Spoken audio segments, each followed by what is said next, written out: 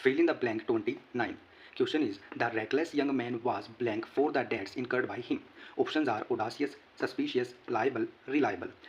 तो right answer of this question is liable. ठीक है फ्रेंड्स, लाइबल इस क्वेश्चन का राइट आंसर हो जाएगा। The reckless, reckless means careless, और इनकर, इनकर is a first verb, incurred second form है और इनकर्ड थर्ड फॉर्म है। और इनकर का मीनिंग होता है friends to experience something usually unpleasant as a result of actions you have taken, यानी कि जो आपने एक्शन लिए हैं उनका जो रिजल्ट आया है अनप्लीजेंट हो या प्लीजेंट हो, यूजुअली अनप्लीजेंट रिजल्ट को ही एक्सपीरियंस आप करते हो, अनुभव आप करते हो।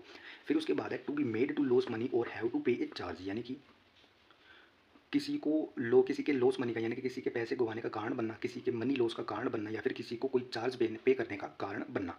ठीक है फ्रेंड्स, यानी कि आप कारण हो किसी दूसरे व्यक्ति को कि भाई वो लॉस पे करे, या फिर वो डेट को पे करे, या किसी चीज़ को वो पे करे, किसी चीज़ का वो पे करे। ठीक है ना फ्रेंड्स, जैसे कि एग्जाम्पल है the play has incurred the anger of audience. अब प्ले है, नाटक है, एज इनकर्ड उसने अनुभव किया, द एंगर ऑफ ऑडियंस यानी कि ऑडियंस के एंगर को उसने अनुभव किया। इससे हम कह सकते हैं कि जो प्ले था वो अच्छा नहीं था।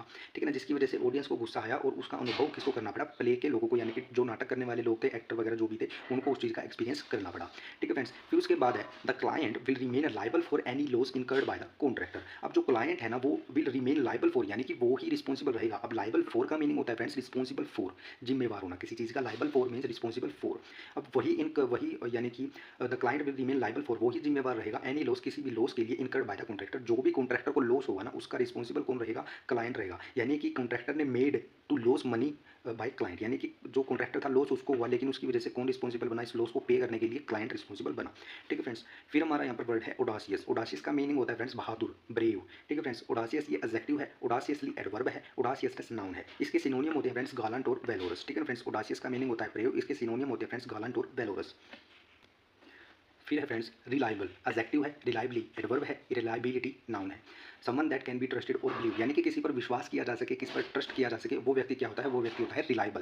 ठीक है ना फ्रेंड्स, फिर है सस्पिशियस, एडजेक्टिव है, फीलिंग डाउट अबाउट डाउट और no trust in someone something, यानी कि किसी पर डाउट नहीं किया जा सके, किसी पर भरोसा नहीं किया जा सके, सॉरी किसी पर डाउट होना या फिर किसी पर भरोसा नहीं होना, वो होता है सस्पिशियस। ठीक है फ्रेंड्स, सस्पिशियस क्या है, एडजेक्टिव है। फिर हमारे पास वर्ड है फ्रेंड लाइबल फॉर और लाइबल टू। लाइबल फॉर का मीनिंग होता है friends having responsibility for someone something, किसी चीज़ की जिम्मेवारी होना, और लाइबल टू का मीनिंग होता है friends likely to do happen और एक्सपीरियंस समथिंग, यानी कि किसी चीज़ के होने की, किसी चीज़ के करने की और किसी चीज़ को अनुभव करने की संभावना होना, लाइकली टू होना। ठीक है ना फ्रेंड्स, तो liable to means likely to do happen और एक्सपीरियंस समथिंग, और liable for means having responsibility for someone something.